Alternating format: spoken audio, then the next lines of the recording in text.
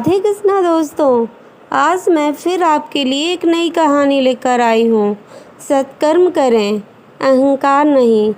एक बार की बात है, श्री कृष्ण से अर्जुन ने कहा कि प्रभु, मेरे मन में एक जिज्ञासा है, अगर आज्ञा हो तो मैं आपसे पूछूं।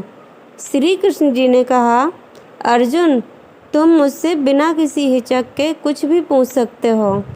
तब अर्जुन ने कहा कि मुझे आज तक यह बात समझ नहीं आई कि दान तो मैं भी बहुत करता हूँ, परंतु सभी लोग कर्ण को ही सबसे बड़ा दानी क्यों कहते हैं। यह प्रश्न सुन श्री कृष्ण जी मुस्कुराए और बोले कि आज मैं तुम्हारी यह जिज्ञासा अवश्य शांत करूँगा। श्री कृष्ण ने पास में ही स्थित 2 पहाड़ियों को सोने का बना दिया। इसके बाद वह अर्जुन से बोले कि हे अर्जुन, इन दोनों पहाड़ियों को तुम आसपास के गांव वालों को बांट दो। अर्जुन प्रभु से आज्ञा लेकर तुरंत ही काम करने के लिए चले गए। उन्होंने सभी गांव वालों को बुलाया और उनसे कहा कि सभी लोग पंक्ति बनाकर खड़े हो जाओ। अब मैं आपको यह सोना बांटूंगा। सोना बांटना शुरू किया। गांव वालों ने अर्जुन की खूब जय जयकार की। अर्जुन पहाड़ी में से सोना तोड़ते गए और गांव वालों को देते गए। लगातार 2 दिन व 2 रातों तक अर्जुन ने सोना बांटा। उनमें अब तक अहंकार आ चुका था। गांव के लोग वापस आकर दोबारा लाइन में लगने लगे थे। इतने समय पश्चात अर्जुन काफ़ी थक गए थे। जिन सोने की पहाड़ियों से अर्जुन सोना तोड़ रहे थे, उन दोनों पहाड़ियों के आकार में जरा भी कमी नहीं आई थी। उन्होंने श्री कृष्ण जी से कहा कि अब मुझसे यह काम और नहीं होगा, मुझे थोड़ा विश्राम चाहिए। प्रभु ने कहा, ठीक है, तुम अब विश्राम करो। और उन्होंने कर्ण को बुलाया। उन्होंने कर्ण से कहा कि इन दोनों पहाड़ियों का सोना इन गांव वालों को बांट दो। कर्ण तुरंत सोना बांटने के लिए चले गए।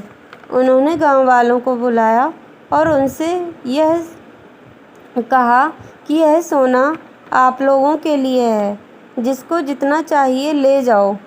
ऐसा कहकर कर्ण वहाँ से चले गए। यह देखकर अर्जुन ने कहा कि ऐसा करने का विचार मेरे मन में क्यों नहीं आया। श्री कृष्ण ने अर्जुन को शिक्षाप्रद भाव से जवाब दिया कि तुम्हें सोने से मोह हो गया था। तुम खुद यह निर्णय कर रहे थे कि किस गांव वाले को कितनी ज़रूरत है, उतना ही सोना तुम पहाड़ी से खोदकर उन्हें दे रहे थे। तुम में दाता होने का भाव आ गया था। दूसरी तरफ कर्ण ने ऐसा नहीं किया। वह सारा सोना गांव वालों को देकर वहां से चले गए। वह नहीं चाहते थे कि उनके सामने कोई उनकी जय जयकार करे या प्रशंसा करे। उनके पीठ पीछे भी कोई क्या कहता है, इससे भी उनको फर्क नहीं पड़ता। यह उस आदमी की निशानी है जिसे आत्मज्ञान हासिल हो चुका है। इस तरह से श्री कृष्ण ने खूबसूरत तरीके से अर्जुन के प्रश्न का उत्तर दिया।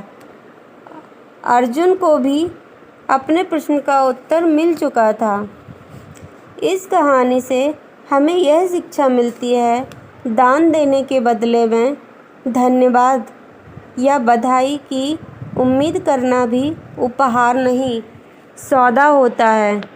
यदि हम किसी को कुछ दान या सहयोग या किसी की कोई भी मदद करना चाहते हैं, तो हमें यह बिना किसी उम्मीद या आशा के करना चाहिए, ताकि यह हमारा सत्कर्म हो, ना कि हमारा अहंकार।